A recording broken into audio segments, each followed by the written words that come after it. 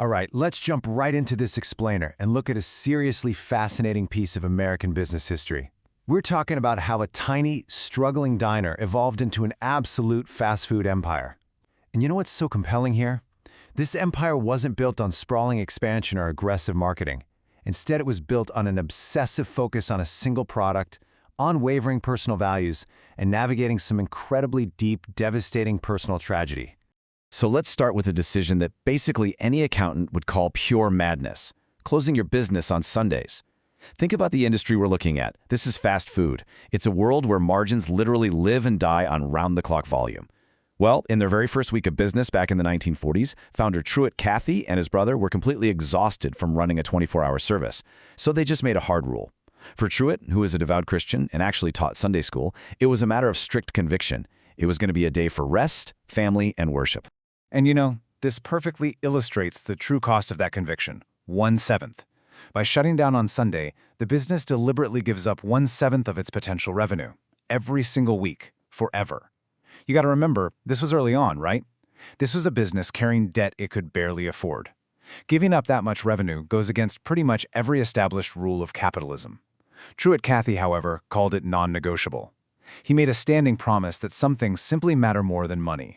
Section 1. Tragedy at the Diner, the Crucible of 1949. Now, to really understand why Truett held on to his rules with such an iron grip, we have to look at the immense personal loss that forged his resolve. His life was shaped by extreme adversity right from the start. Born in 1921 into severe Great Depression-era poverty, he actually grew up watching his mother take in boarders just to keep the family fed, and he spent his own childhood selling Coca-Colas door to door. But the truly pivotal moment hits in 1949. His brothers Ben and Horace were flying a small plane to Chattanooga when it went down. They were both killed. In one single afternoon, Truett lost 2 brothers, including Ben, who was the business partner that had built the diner with him, literally plate by plate. Just 3 years before that crash, Truett and Ben had scraped together all their savings after coming back from World War II. They took out this incredibly modest $6,400 bank loan to open their 10-stool diner in Hapeville, Georgia. They called it the Dwarf Grill because, well, it was tiny, and they ran it 24 hours a day to feed shift workers from the Ford plant across the street. So at just 28 years old, as the source notes, the business they started together with a bank loan and a dream was now his alone to carry. The 1949 crash was a deep wound, and it truly shaped the company's soul. Truett didn't let the dream die with his brothers. Instead, he turned that immense tragedy into a really profound resolve to honor what they had started together. He carried their memory into every single decision he made from that point on. Section 2. Perfecting the Sandwich, the Breakthrough of 1964. After that tragedy, that lonely little diner essentially became Truett's laboratory. It required this obsessive, years-long focus to invent the product we all know today. See, he needed a sandwich that cooked incredibly fast for a busy lunch counter, but still tasted like a premium meal. The peanut oil pressure cooker solved the speed issue, sealing in all those juices in minutes. But the flavor? He tested and refined that endlessly. It actually took him until 1964 to land on a blend of more than 20 seasonings, served on a toasted, buttered bun with exactly 2 pickles. This single, obsessively perfected product is what eventually launched the first official Chick-fil-A in 1967. Section 3. The Contrarian Strategy, Breaking Industry Rules. Let's look at how he built this empire by basically doing the exact opposite of everyone else. While competitors raced to sprawl their menus with 100 mediocre items, Chick-fil-A stayed anchored to one excellent signature sandwich. While the rest of the industry chased rapid public franchising, Truett expanded deliberately, keeping the whole company private. He chose operators with obsessive care, giving them a real stake in their single restaurant success. He basically made the company culture itself, the my pleasure service, and that emphasis on kindness, as much of a core product as the chicken. And despite the seeming fatal handicap of being closed on Sunday, their contrarian model worked flawlessly.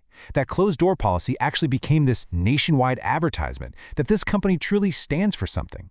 They grew into a multi-billion-dollar giant, routinely generating more revenue per restaurant in 6 days than most competitors manage in 7.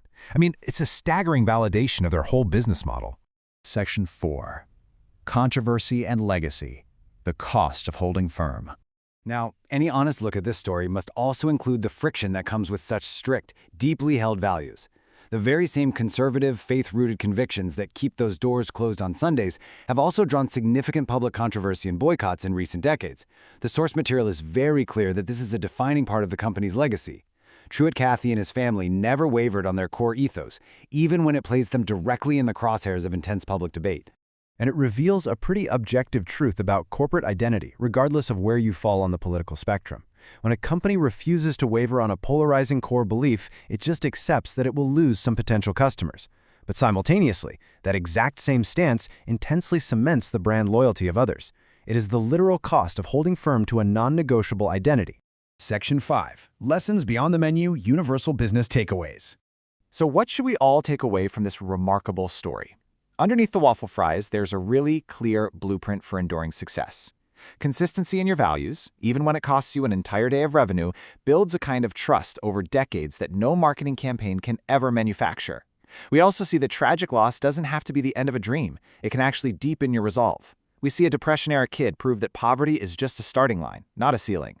And purely from a business standpoint, one relentlessly focused, excellent product will always outshine a crowded menu of average ones. I want to leave you with this provocative question as we wrap things up. None of this history happens if Truett Cathy decides back in 1949 that his dream died in a plane crash. This story isn't really about chicken. It's about deciding what you stand for before success arrives and standing there patiently until it does. The biggest leaps usually start with the smallest, shakiest steps. So figure out your non-negotiables, stand firm, and we'll see you in the next explainer.